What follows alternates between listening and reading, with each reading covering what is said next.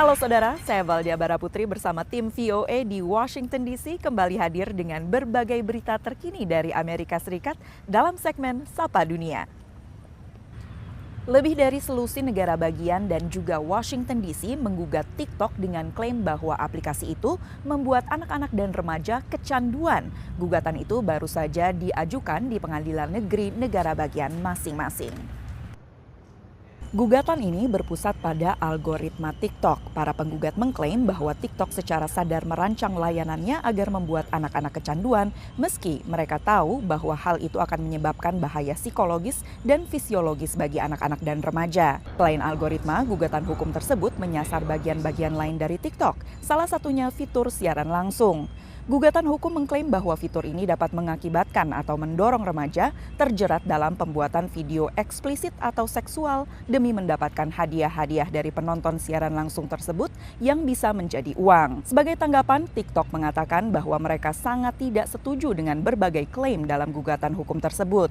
Mereka berpendapat banyak diantaranya tidak akurat dan menyesatkan.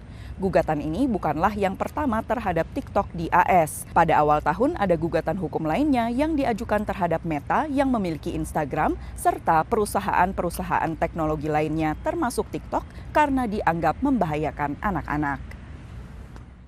Beralih ke berita selanjutnya, pemirsa, Israel melancarkan serangan yang menargetkan militan Hizbullah di pusat kota Beirut. Sementara di selatan Lebanon, 2 penjaga perdamaian PBB asal Indonesia terluka akibat tembakan tank dari Israel. Sementara pemerintahan Biden mengatakan bahwa pihaknya mendukung penargetan Hizbullah tetapi tidak ingin melihat negara itu berubah menjadi dalam tanda kutip Gaza lain. Kehancurannya serupa, tetapi ini adalah Beirut, bukan Gaza. Dalam perburuan militan Hizbullah, Israel selama berhari-hari telah meluncurkan serangan udara di pinggiran selatan di ibu kota Lebanon yang dikuasai kelompok itu. Israel kemudian bergerak ke pusat Beirut, menyerang daerah padat penduduk, menewaskan sedikitnya 22 orang. Eskalasi ini menandai babak baru dalam 1 tahun bentrokan antara Hizbullah dan Israel, yang dimulai di sepanjang perbatasan, tetapi sekarang telah menyebar lebih dalam ke Lebanon. Far too many people are paying an unimaginable price with over 2,000 killed, many more wounded, and hundreds of thousands displaced. Pemerintahan Biden mengatakan sedang berupaya menuju gencatan senjata.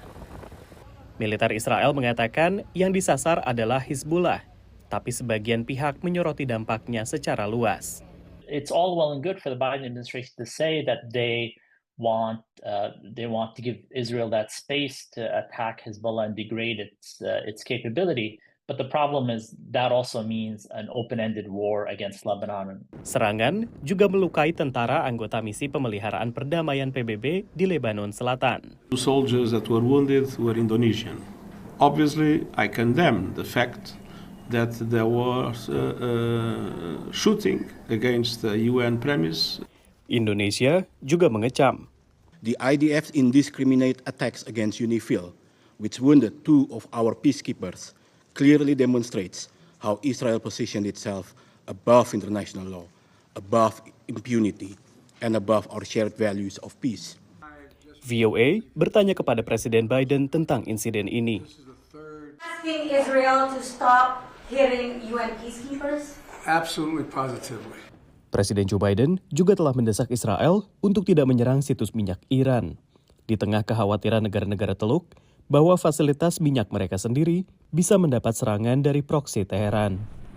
Dari Washington DC, demikian laporan tim VOA. Pemirsa, berbagai cara dilakukan oleh pihak Dinas Taman Nasional AS untuk meningkatkan kepedulian publik terhadap lingkungan hidup dan satwa liar. Salah satunya dengan sebuah kontes bernama Fat Bear Week yang belakangan menjadi sangat populer memilih beruang paling gendut sebelum masa hibernasi.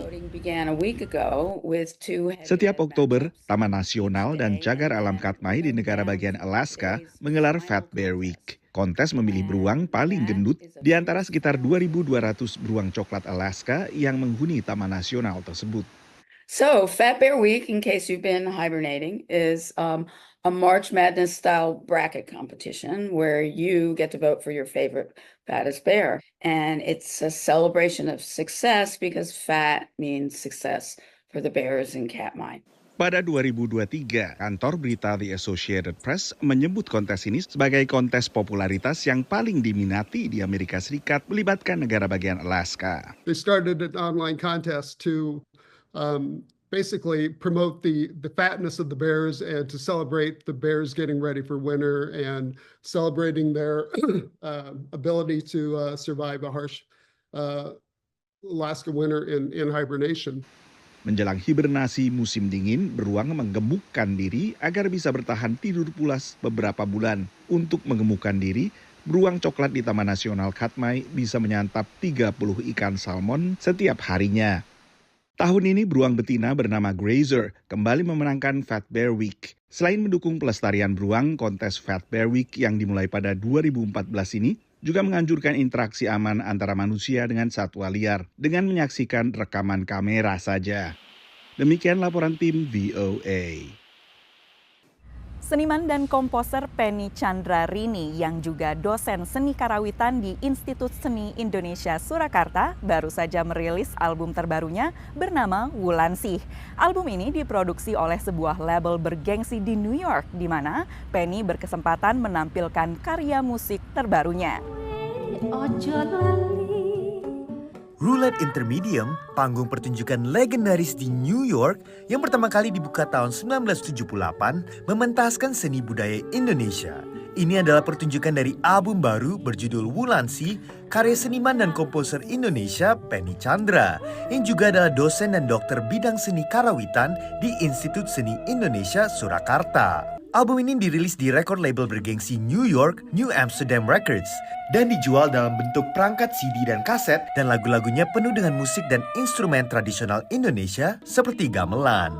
Musik adalah bahasa universal, dan ini yang membuktikan bahwa gamelan itu lentur, gamelan itu sangat fleksibel, gamelan bisa menembus semua jiwa-jiwa, meskipun tidak tahu bahasanya, tapi musik menjadi bahasa kita semua untuk saling terhubung dan saling mencintai. She's one of the most dynamic artists I've ever seen, I've ever performed with. She's a wonderful composer. Konser ini dipenuhi oleh sekitar 150 penonton asal lokal New York. She's the deepest singer, deepest composer. It's very profound to play with her.